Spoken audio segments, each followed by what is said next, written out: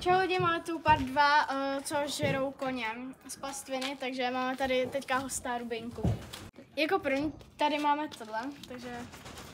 Co žere! Máme tu další, takže pojď, Ruby. No, nějak se, jako, tváří se jako zajímavě, jo? Musíš to držet, ne?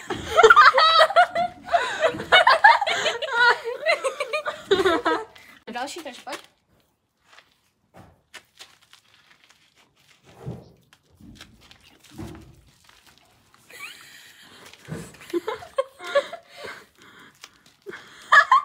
Tak další.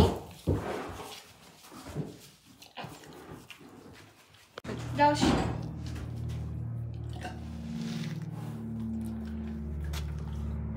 Další.